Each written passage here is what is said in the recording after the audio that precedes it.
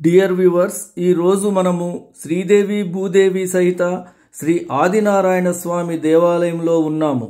ఇది మెదక్ జిల్లా జిన్నారము మండలము కొడకంచి గ్రామంలో వెలిసినది. ఇద్దరి దేవేరులతో కలిసి ఉన్న ఈ ఆలయము సుమారు 1000 సంవత్సరముల చరిత్ర కలిగినది. అతి పురాతనమైన వైష్ణవ దేవాలయము.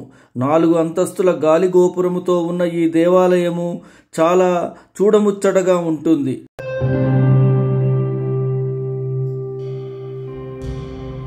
కంచిని చూడాలనుకున్న కొడకంచికి వచ్చినా చాలు అని అంటారు. కంచి వలె ఇక్కడ పూజాధికాలు నిర్వహిస్తారు.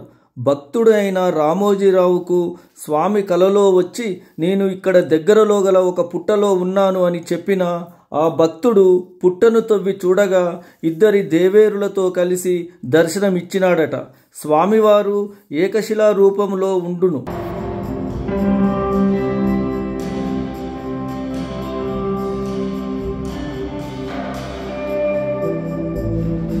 ఆలయ ప్రాంగణము చాలా సువిశాలముగా ఉంటుంది. అప్పటి నిర్మాణ శిల్ప సంపద మనకు గోచరిస్తుంది. గర్భాలయంలో స్వామివారు ఇరువైపుల శ్రీదేవి భూదేవితో ఉండును. ఇక్కడ స్వామివారు చతుర్భుజాలతో ఉంటారు. స్వామివారి గర్భాలయం పక్కన గోదాదేవి ఆళ్వారులను కూడా మనము దర్శించుకోవచ్చును. గర్భాలయం ముందు 2 వైపులా 2 బల్లులు ఉండును. అవి కంచి వలె ఇక్కడ దర్శనము ఇస్తాయి. భక్తులు వాటిని తాకి తమ శాపాలను పోగొట్టుకునుట ఇక్కడ భక్తుల విశ్వాసము. స్వామివారి ఆలయ ప్రాంగణంలో మనము ఇక్కడ పుష్కరిణిని కోనేరును కూడా చూడవచ్చును. ఇది రాతి కట్టడముతో చాలా సుందరముగా ఉంటుంది. స్వామివారి ఆలయ ప్రాంగణము బయట ఏకశిలతో చేయబడిన హనుమంతుని దేవాలయమును కూడా మనము దర్శించుకోవచ్చును. అంతేకాక ఒక పురాతన మేడి వృక్షము క్రింద బ్రహ్మసూత్ర మహాశివలింగాన్ని దర్శించుకోవచ్చును.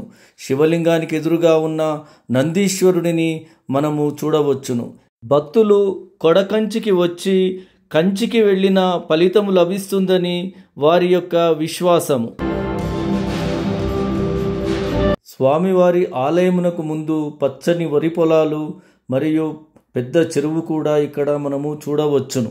స్వామివారి బ్రహ్మోత్సవాలు ప్రతి మాఘశుద్ధ విదియ నుంచి ఏకాదశి వరకు నిర్వహిస్తారు.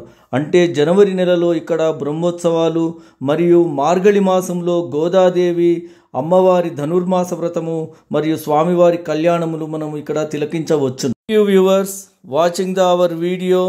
మీకు ఈ వీడియో నచ్చినట్లయితే లైక్, షేర్, సబ్స్క్రైబ్ చేయగలరు. మా అంతర్యువన్ ఛానల్ను మీ సలహాలను తెలియచేయగలరు.